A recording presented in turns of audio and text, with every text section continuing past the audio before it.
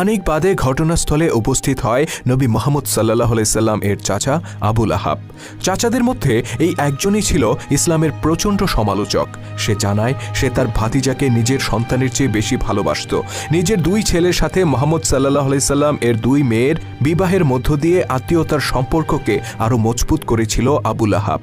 কিন্তু পূর্বপুরুষের ধর্ম ত্যাগ করার পর নবী মুহাম্মদ সাল্লাল্লাহু আলাইহি সাল্লাম এর সাথে সকল সম্পর্ক সে ছিন্ন করেছে। আমার ছেলেরা তার দুই মেয়েকে তালাক দিয়েছে, তার সাথে সব সম্পর্ক ছিন্ন করেছি আমি। আপনারা তার কথায় প্রভাবিত হবেন না। আপনাদের কেউই তাকে আমার চেয়ে বেশি জানেন না। আমি নিজে দেখেছি সে কিভাবে মানুষকে জাদু করে। আপনারা মুহাম্মদের চাচার মুখেই সব শুনলেন। এরপর তার ব্যাপারে আমার বলার কিছু নেই, আর আপনাদের সিদ্ধান্ত এবার আপনারাই নেবেন।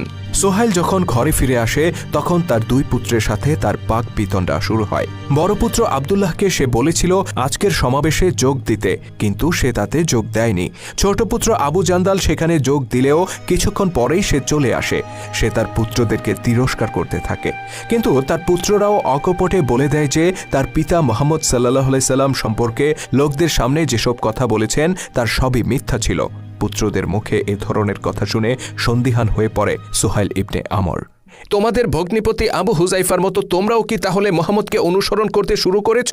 যদি করতাম তাহলে সবার আগে আপনিই জানতে পারতেন, কিন্তু আপনি তো এতদিন আমাদেরকে এই কথা বলেছেন যে তিনি একজন সত্যবাদী মানুষ, তার চেয়ে বিশ্বাসী কুরাইশদের মধ্যে আর কেউ নেই, অথচ এখন আপনি তাকে মিথ্যাবাদী বলে প্রচার করছেন। তাহলে বলুন, আগে আপনি যা বলতেন সেটা সত্য নাকি আজকেরটা সত্য? আমরা কোনটা বিশ্বাস করব? আমরা প্রবীণরা যখন যেটা বলবো সেটাই তোমাদেরকে বিশ্বাস করতে হবে। কুরাইশ নেতারা তাদের পরিকল্পনা অনুযায়ী নবী মুহাম্মদ সাল্লাল্লাহু আলাইহি সাল্লামকে মিথ্যাবাদী, কবি ও জাদুকর হিসেবে প্রচার করতে থাকে। কিন্তু তাদের এসব অপপ্রচার সত্ত্বেও কুরাইশদের মধ্যে নবী মুহাম্মদ সাল্লাল্লাহু আলাইহি ওয়াসাল্লাম এর জনপ্রিয়তা বাড়তে থাকে।